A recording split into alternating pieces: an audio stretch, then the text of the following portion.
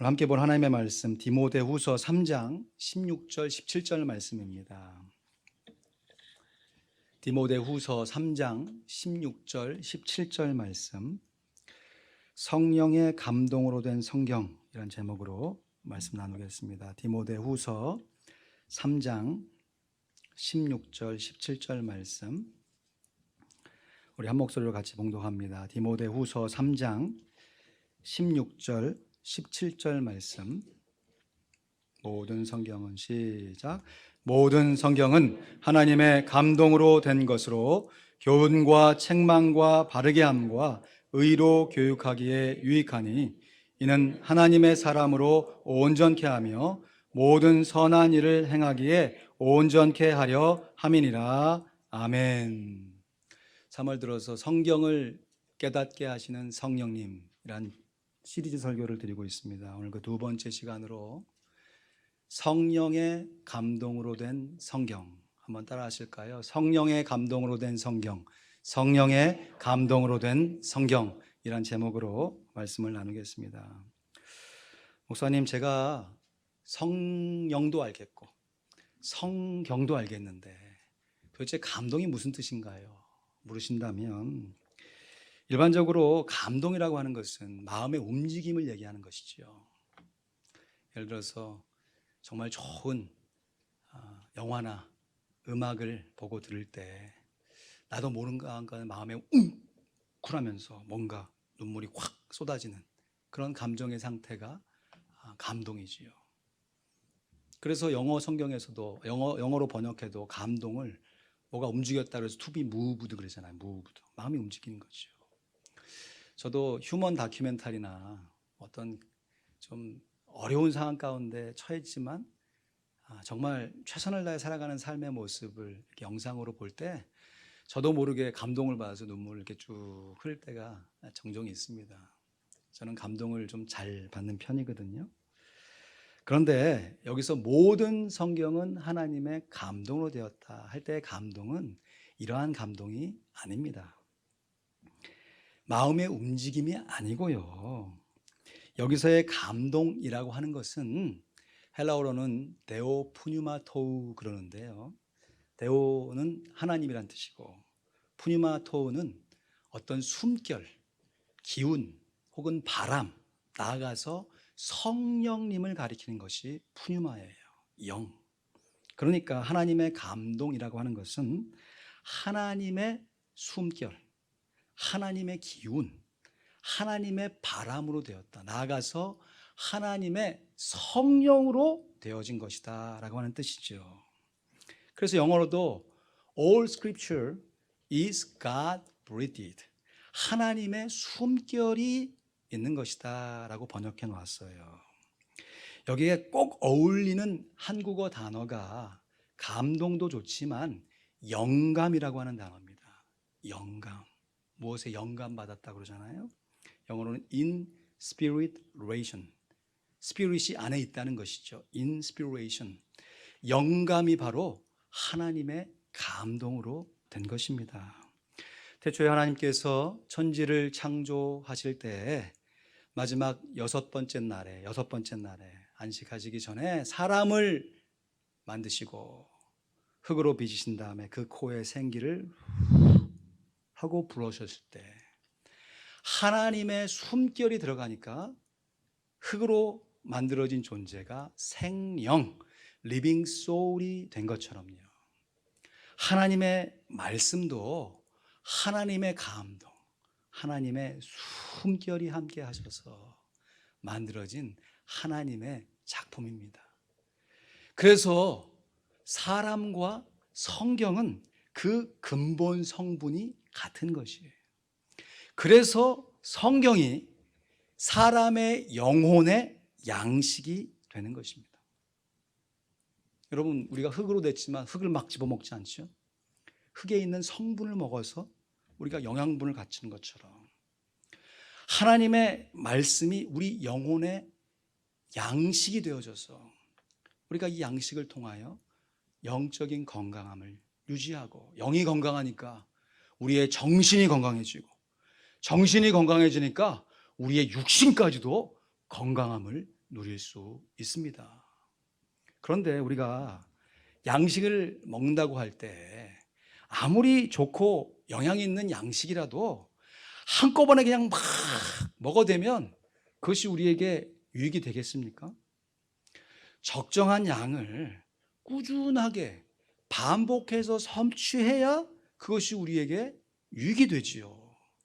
아무리 좋은 보약이라고 해도 그 액기스를 그냥 막 벌컥벌컥 들이마시면 그것이 우리에게 유익이 아니라 해가 되는 것처럼요. 하나님의 말씀 너무 좋죠. 야, 내가 성경을 그냥 하루에 다 읽으리라. 읽을 수 없을 뿐만 아니라 그렇게 읽는다고 해도 우리 영의 한계가 있기 때문에 케이퍼3가 있기 때문에 이것을 다 받아들일 수가 없어요. 그래서 정말 좋은 것은요, 하나님의 말씀을 꾸준하게 일정하게 섭취하는 것입니다. 하나님의 말씀과 우리들의 기도로 거룩해짐을 믿습니다. 아멘. 딤전사오죠. 하나님의 말씀과 기도로 거룩하여 지민이라. 왜냐하면 하나님의 성령으로 만들어진 성경이 하나님의 숨결로 만들어진 우리의 영혼에 큰 유익함을 주기 때문입니다. 오늘 본문에는요, 구체적으로 그러면 이 성경이 사람에게 어떠한 영향을 주는지, 어떠한 유익을 주는지 크게 4가지 유익을 얘기하고 있습니다. 오늘 본문 디모데후서 3장 16절 말씀에 보니까 모든 성경은 하나님의 감동으로 된 것으로 교훈과 책망과 바르게 함과 교정하는 것이죠. 4번째가 의로 교육하기에 유익하니 그랬습니다. 그럼 파워포인트 한번 보실까요? 오래간만에 파워포인트를 준비했습니다. 교회 이전하면서 보니까 제가 주로 성경 말씀을 파워포인트에서 이렇게 띄워드렸는데 그것도 빨리빨리 찾아서 좋은데 말씀을 찾을 때마다 실제적으로 여러분 갖고 오신 성경을 좀 찾아서 읽는 것도 더 유익하더라고요. 오늘은 말씀을 찾기보다 요 그림을 가지고 좀 설명드리면 좋을 것 같아요. 첫 번째, 우리의 인생이 평탄할 때는 교훈, 걸어가야 할 길을 보여주면서 하나님 말씀이 우리를 교훈하세요. 그러다가 그렇게 쭉 걸어가면 좋은데 우리가 겉길로 나가게 되면 책망하십니다. 어디서 길을 벗어났는가를 보여주는 것이죠. 그리고 거기서 끝나는 것이 아니라 우리를 바르게 하셔서 교정해 주셔서 바른 길로 돌아가는 방법을 보여주시고 순종할 수 있도록 이끌어 주셔서 우리가 마침내 의로 교육함, 지속적으로 하나님의 길을 걷는 방법을 제시하여 주는 것입니다. 첫 번째, 우리 인생이 평탄할 때는요, 하나님의 교훈만으로도 충분합니다.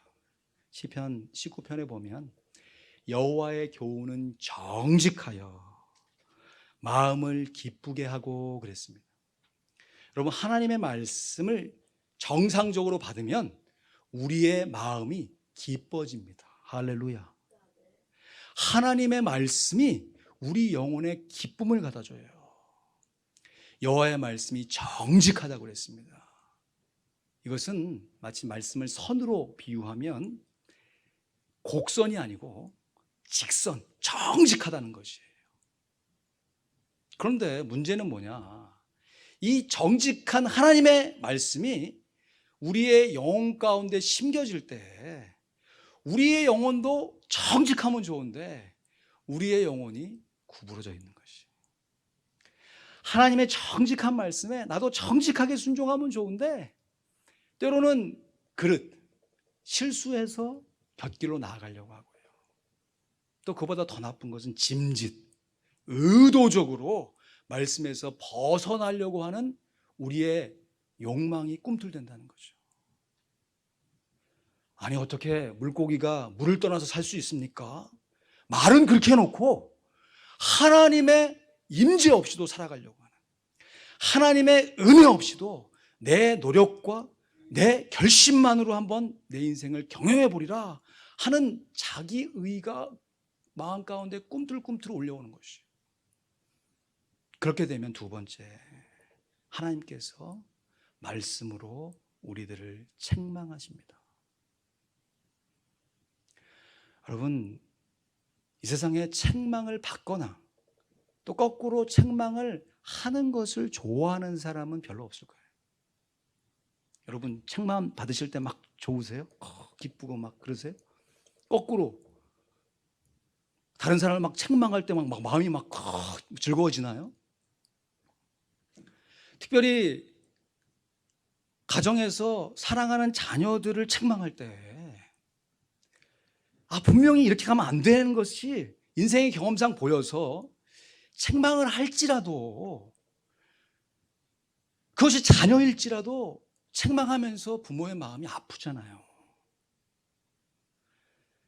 가족만 해도 그런데 나와 피가 섞이지 않는 다른 사람을 책망할 때는요, 그 마음 가운데 괴로움이 더 심하죠.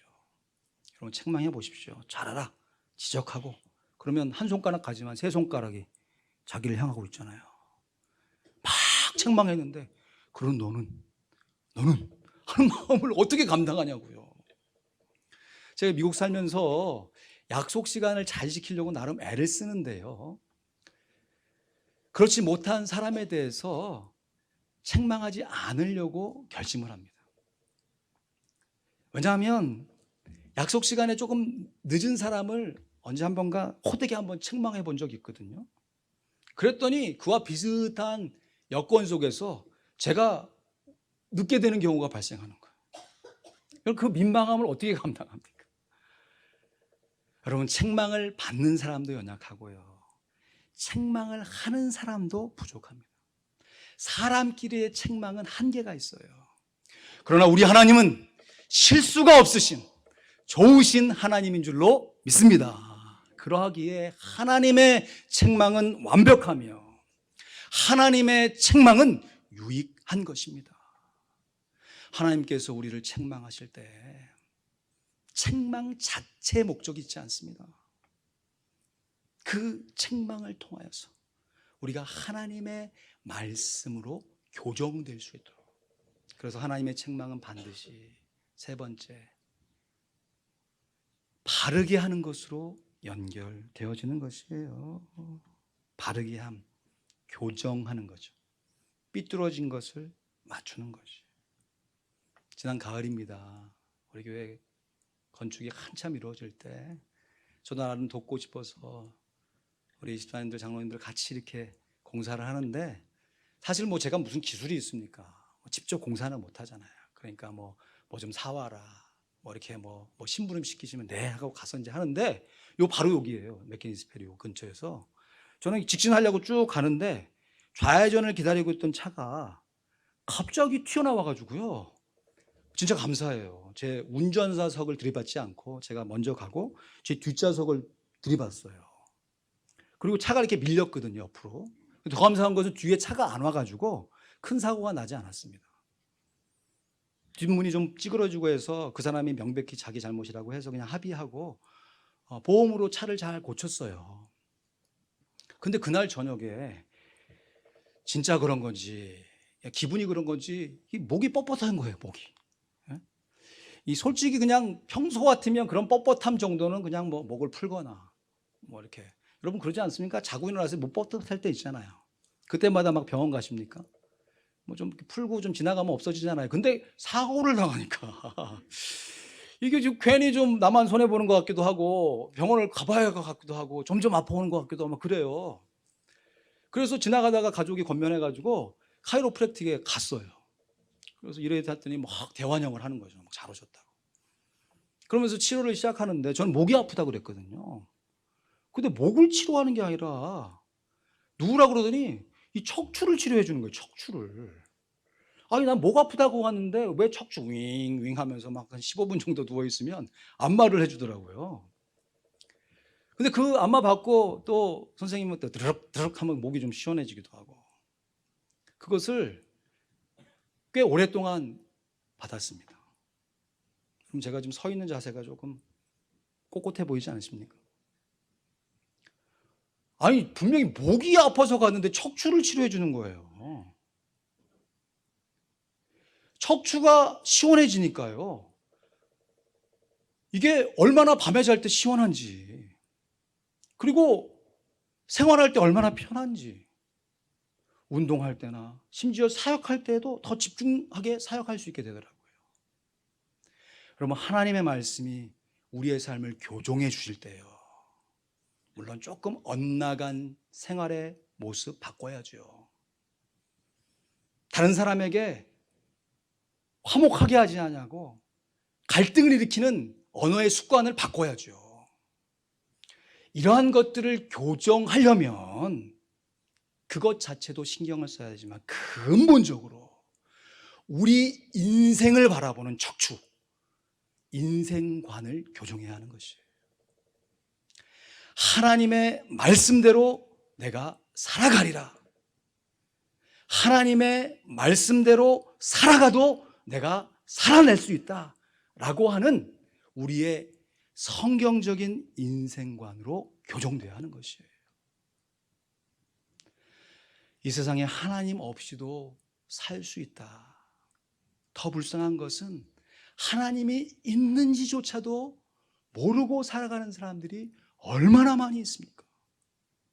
여러분, 우리는 정말 있는 자가 더 갖는 것처럼 천국은 침노하는 자의 것이니까 맞아요, 영적으로.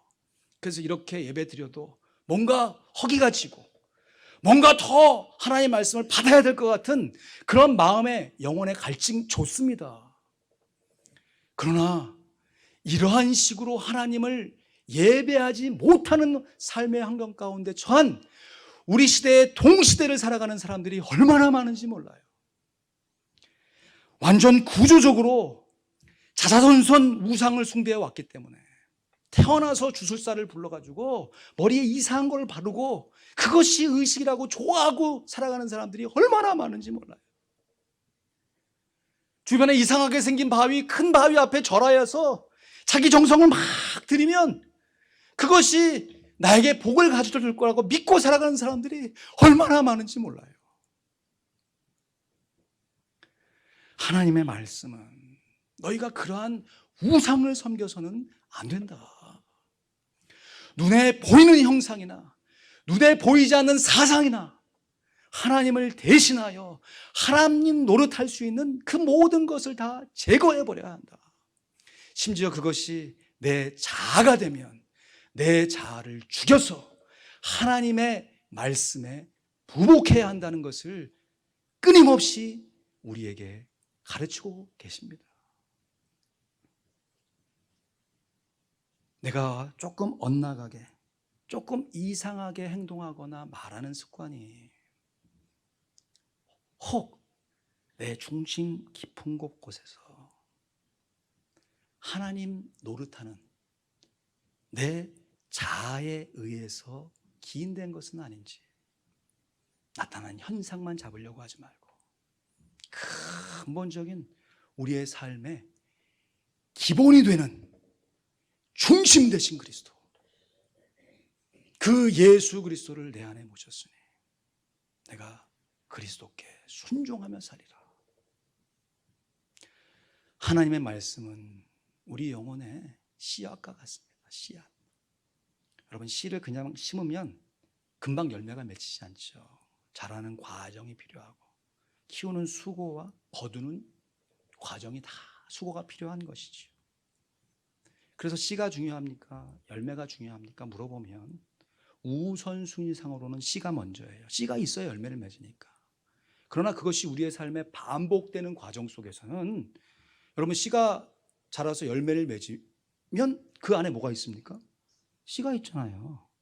그러니까 하나님의 말씀이 우리 영혼에 하나의 씨가 되어서 우리의 마음의 심령의 밭에서 자라나서 우리가 또 다른 하나님의 말씀에 순종하도록 씨앗을 얻으려면 그리스도께 순종하는 우리의 삶에, 이건 자기 노력이 아닌 것이죠. 자연스러운 행위가 필요한 것이죠. 그러한 자연스러운 순종이 없이 그냥 하나님의 말씀만 계속해서 추구하게 되면요, 이게 씨와 열매의 선순환을 가지고 계속해서 하나님의 말씀을 풍성하게 받아야 되는데 말씀의 씨앗 하나하나 받아놓고 그것을 기경하지 않고 자라서 열매를 맺지 못하게 하니까 이 씨가 쪼그라드는 거예요. 쪼그라드는. 물론 그 씨는 생명이기 때문에 환경과 또 다른 노역이 주어지면 언제든지 발화하여서 열매를 맺어요. 그러나 정상적으로 하나님의 말씀이 심겼으면 그것을 가지고 기경하고 수고하고 수확하는 과정을 통하여서 하나님의 말씀의 풍성함을 우리 가운데 경험해야 할 텐데 그러한 노력과 순종함이 없으니까 맨날 하나님의 말씀을 지식적으로만 깨달아야 은혜라고 생각하는 신앙생활의 이상한 모습으로 전락될 수밖에 없습니다. 마치 사람의 몸으로 표현하면 여러분 사람도 여러분 제가 좀 머리가 큰 편이죠? 안 웃으시네. 여러분은 좀 머리가 크신 편입니까? 좀 균형을 맞춰야 될 거 아니에요. 여러분 몸통보다 머리가 크면 어떡합니까? 손, 발보다 머리가 더 길면 어떡하냐고요. 우리가 하나님의 말씀을 정상적으로 받았어요. 그러면 그것을 우리의 삶의 모습을 가지고 성실하게 살아 경영하고 순종할 때 그 말씀이 균형 있게 우리의 삶 가운데 자리 잡혀서 말씀의 선순환을 이룰 수 있습니다. 우리가 하나님의 말씀을 교훈받고 또 부족한 것이 있어서 책망을 받았다 할지라도 하나님의 교정의 과정을 거치면서 마침내 네 번째, 의로 교육하기에 유익한 과정을 지나가게 되는 것입니다. 하나님의 말씀이 우리를 교육하십니다. 교육이란 말은 가르칠 양육할 육자죠. 그냥 지식적으로만 가르치는 것이 아니라 삶 속에서 길러내는 것입니다. 그러니까 하나님의 말씀을 지식적으로 깨달았다면 그 깨달은 말씀을 삶 속에서 순종해내는 것이 반드시 필요한 것이죠. 그래서 하나님의 말씀을 내가 깨닫고 순종하는 것, 그래서 깊이 있게 생각하고 과감하게 실천하는 것이 하나님의 말씀을 묵상하는 것입니다. 내 입술의 모든 말과 내 마음의 묵상이 그냥 자기 혼자 중얼거리고 유행가 부르는 게 아니잖아요. 하나님의 말씀을 읊조리고 하나님의 말씀을 깊이 있게 생각하여서 길러 나온 내 마음의 묵상이, 삶의 결심이 하나님 앞에 드리기에 연락되기를 원한다 라고 하는 찬송을 드릴 수가 있는 것이죠. 여러분, 한 번 하루 배우지 않았다고 우리 인생이 크게 망가지지 않습니다. 자녀가 부모로부터 한 번 하루 양육을 못 받았다고 해서 방탕화가 되는 게 아니에요. 그러나 그 하루가 또 다른 하루가 되어지고 그 하루가 또 다른 한 해가 되고 그 한 해가 또 다른 인생으로 연결되어지니까 하루하루 배우고 하루하루 길러내는 것이 너무너무 소중한 것이죠. 여러분, 한 끼 안 먹는다고 우리가 죽습니까? 한 번 성경 안 읽는다고 뭐가 크게 잘못되나요? 그러나 하루 잘 먹어서 건강하여 또 다른 삶을 이어갈 수 있고 한 번 성경 말씀을 깊이 있게 묵상하여 실천하는 그 영적인 에너지가 또 다른 삶의 순종으로 이어져 가게 되는 것입니다. 정말 신기한 것은요, 하나님의 말씀은 정말 자연스럽습니다. 어떤 약도요 금방 효능을 본다, 믿지 마세요. 여러분, 내 몸이 금방 망가지지 않았는데 금방 효능을 본다는 거 이상한 거 아니에요? 물론 사고를 나거나 이랬을 때 막 수술하고 금방 막 회복돼 필요하죠. 그러나 배가, 죄송합니다, 살면서 이렇게 점점 나도 모르게 금방 나오지 않고 그냥 여러 해를 통해서 나온 배를 그냥 못 뽑아내고 막 하면 그 과정에서 더 이상해지는 거 아니에요? 아니, 내가 지금 건강하게 살려고 애를 썼지만 몸이 연약해져 있는 나의 모습을 건강하게 살게 하기 위해서는 점진적인 훈련과 노력이 필요한 것처럼요, 하나님의 말씀으로 교육되는 건 역시 시간과 과정이 필요합니다. 그래서 날마다 정한 시간에 정한 분량의 하나님의 말씀을 읽고 묵상하는 경건의 연습은 우리 신앙생활에 큰 유익이 되는 것입니다. 처음에는 누가 가르쳐줘야 깨달을 수 있고 누가 알려줘야 훈련받는 것처럼 느껴집니다. 그런데 신기한 것은요, 우리도 누군가의 부모 밑에서 자녀로 살아갔던 시절이 있었는데 어느 순간 되돌아보니까 나에게도 자녀가 생기고, 이건 자녀뿐만 아니라 손주, 손자가 생기고 자연스럽게 후손들이 생기는 것처럼요, 내가 하나님의 말씀을 배울 때에는 누군가가 나에게 하나님의 말씀을 교육, 가르쳐주고 양육해주는 그것만 줄 알았는데 그것이 반복되어지고 훈련되어지고 내 삶에 자연스럽게 되면 어느 순간 나도 다른 사람을 말씀으로 양육해 줄 수 있는 수준까지 자라갈 수 있는 것이, 정말 제대로 배우려면 그 배우는 거에 목표를 두고 열심을 내는 것도 필요하지만 진짜 무언가를 통달하기 위해서는 반드시 다른 사람을 가르쳐 봐야 합니다. 내가 배울 때는 그것밖에 안 배워요. 그러나 가르칠 때에는 그것만이 아니죠. 갑작스러운 질문이라든지 또 다른 상황에 대해서 대비하면서, 그리고 신기하게 가르칠 때요, 내가 몰랐던 것이 서로 연결이 됩니다. 이 하나님의 말씀이 읽으면 읽을수록 모르고 어려운 말씀이 아니고요, 이것도 그리고 하나님의 감동으로 된, 영감된 하나님의 저작이고, 우리도 하나님께서 주신 지성과 하나님의 숨결로 만들어진 영적인 존재이기 때문에요, 처음에는 무슨 얘기인지 잘 몰라요. 우리하고 동떨어진 이스라엘 얘기고 저 고대 얘기를 내가 왜, 그런데 읽다 보면요, 이것이 이해가 되는 거예요. 이해가 알겠는 거죠. 이게 무슨 말을 하는 건지 마음 가운데 동의가 되고, 동의 수준이 아니라 감탄이 되는 거예요. 이야, 어떻게 이런 말씀이 여기 있지. 그리고 이 말씀들이 막 서로 짝이 맞아가지고요, 막 서로 연결되면서 예수님께 막 탁 맞춰지는 그 순간을 경험할 땐, 지난 시간에도 말씀드렸지만 온몸에서 막 닭살이 돋아요. 쭉 하면서 이 오랜 세월 동안 이 여러 명의 저자가 지은 성경이 어떻게 이렇게 짝이 맞을 수가 있는가.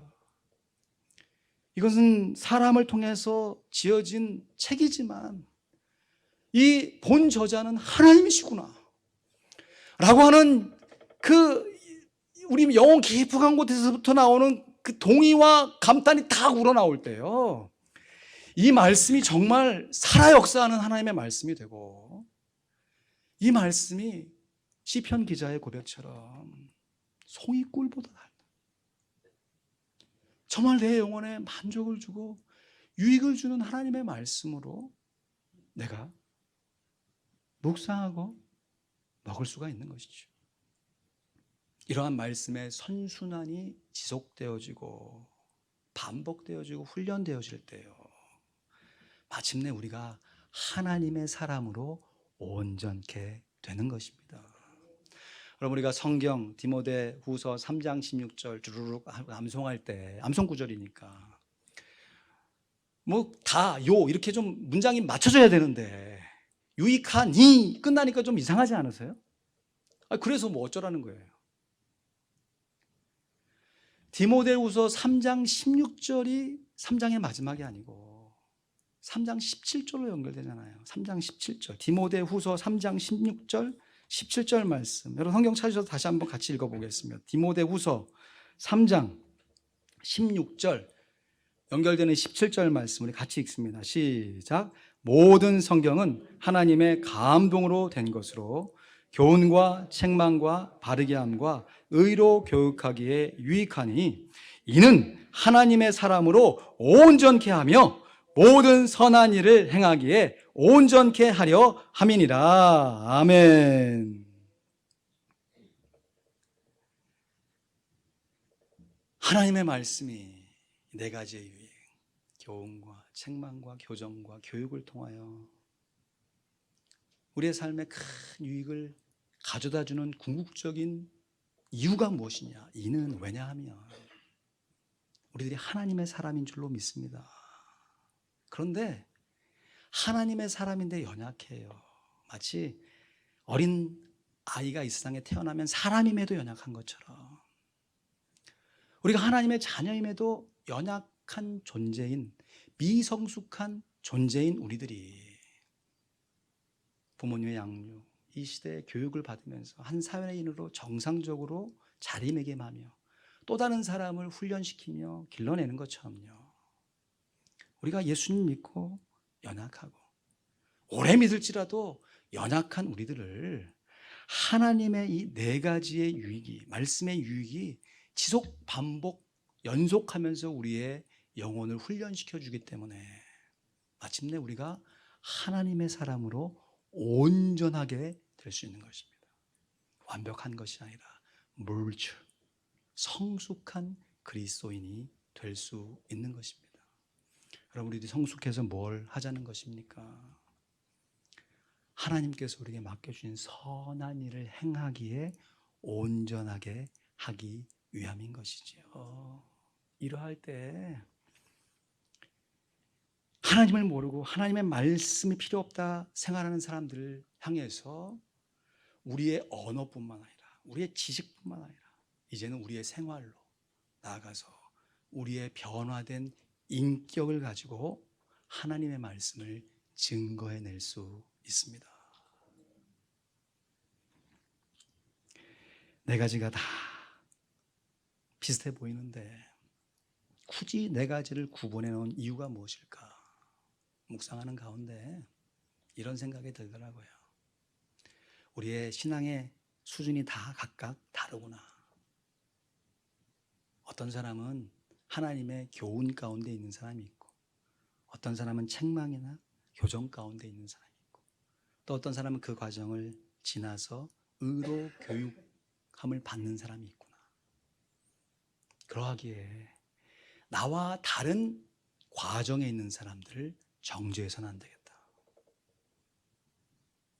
왜냐하면 나 역시 이것이 한 번 지났다고 끝나는 것이 아니라 선순환이거든요. 마치 회오리가 조금 시작됐지만 점점 커져가지고 큰 회리바람을 일으키는 것처럼 우리가 처음에는 말씀의 교훈 책만 바르게 하면 이것이 뭐 별로 마음의 감동과 우리의 삶에 큰 영향을 못 미치다가 점점 우리의 삶을 휘감아가지고 나중에는 말씀 없이는 살 수 없는 사람으로 인도해 가시는데 앞서거니 뒤서거니죠. 내가 지금 하나님의 책망 가운데 있지 않는다고 책망 가운데 있는 사람을 쉬이 판단하거나 정죄해서는 안 되죠. 그 사람은 거기가 마지막이 아니라 다시금 교정되어져서 의로 교육하게 되어서 하나님의 교훈의 말씀으로 성장해야 할 귀한 지체들이기 때문입니다. 또 한 가지 묵상은 왜 네 가지로 굳이 나눴을까? 이것이 한 번에 하나씩 오지 않는구나. 어쩔 때는 교훈과 책망이 함께 오고 책망과 바르게 함이 함께 오고 교훈과 교정이 함께 오는구나. 그래서 하나님의 말씀을 내가 어떠한 말씀이든지, 어린 자녀들 보면 자기 먹고 싶은 것만 먹잖아요. 먹고 싶은 것만. 네? 그래서 아무리 좋은 반찬 줘도 자기가 먹고 싶은 것만 먹잖아요. 그러나 그럴 때마다 부모님이 뭐라고 합니까? 얘야, 골고루 먹어야 된다. 골고루 먹어야 된다. 책망의 말씀 아픕니다. 구약 선지서를 읽을 때면요, 우리를 향한 하나님의 마음이 이렇게 아프시구나. 또 그것을 하나님의 말씀이니까 증거해야만 하는 선지자의 마음은 얼마나 아팠을까. 그리고 그 말씀을, 하나님의 말씀을 여기며 순종하면서 하나님 앞에 회개하는 사람의 마음은 얼마나 아팠을까. 그러나 그 아픔으로 끝을 맺게 하시는 하나님의 말씀이 아니고 찢으셨으나 싸매이시는 하나님의 말씀, 넘어뜨리게 하셨으나 다시 세우시는 하나님의 말씀을 경험해가면서 내 인생 역시 하나님의 말씀으로 오늘도 빚어져 가는구나 라는 것을 인정하며 하나님 앞에 나아갈 수 있는 것입니다. 말씀을 맺습니다. 성령의 감동으로 된 성경, 성경과 성령은 서로 성분이 같아요. 성령의 감동으로 성경을 만드셨을 뿐만 아니라 성령의 기운으로 사람이 만들어졌습니다. 그래서 성경이 사람의 영혼의 양식이 되어집니다. 올해는 한인 이민사가 아니고요, 미국 전체의 이민의 역사 가운데 400주년을 기념하는 정말 뜻깊은 한 해입니다. 올해가 2020년, 1620년에 메이플라워를 타고 그 가을에 청교도들이 미국 땅에 건너와서 수많은 사람이 그 해를 넘기지 못하고 마지막 생을 달리하면서 그럼에도 남은 사람들이 경건하게 살고자 애를 쓰고 하나님 말씀에 순종했던 그 첫 시작이 되는 1620년, 400년이 되는 뜻깊은 해예요. 청교도 운동이 이 미국 역사에 얼마나 큰 영향력을 미쳤습니까? 비단 종교뿐만 아니라 정치와 교육과 경제, 하나님의 말씀대로 나의 생활 가운데 나의 삶의 영역을 이루어가야 한다고 하는 그 얼마나 큰 영향을 미쳤습니까? 그 운동의 대표주자, 가장 큰 영향을 미친 분이 조나단 에드워드 목사님이신데, 지난 시간에도 한번 소개했습니다. 이분이 성령의 참된 사역을 구분하는 5가지 표지라는 제목의 책을 발간하셨는데, 지난 시간에는 성령과 사랑의 관계에 대해서 말씀을 드렸고요. 두 번째 표지가 성령과 뭐겠습니까? 성경의 관계. 읽어드립니다. 성령은 우리로 하여금 성경을 사랑하게 해준다.